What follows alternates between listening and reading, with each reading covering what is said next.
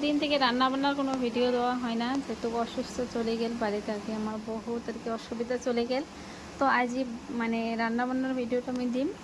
তো এই যে শিং মাছ দিয়ে আর কি রান্না করা হয়েছে আলু ঝোল, তারপরে আছে বেগুন ভাজা, তারপরে আছে পাঁপড়। পাঁপড় মেয়ে পড়েছিল ঠিক আছে, কারণ যে ফ্যানের হাঁক আর কি পাঁপড় তাড়াতাড়ি ঠান্ডা হয়ে যায়, তার জন্যে।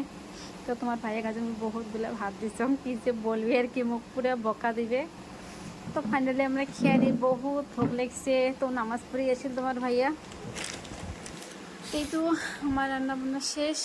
মানে কয়েকদিন থেকে পিঁয়াজ খাওয়া হয় না, তোমার ভাইয়া করলাম অল্প পিঁয়াজ কাটো, পাঁপড় আমি একটা একটা করে নিয়ে নিম, কারণ খুবই আর কি পাঁপড় কি তাড়াতাড়ি ঠান্ডা হয়ে যায়।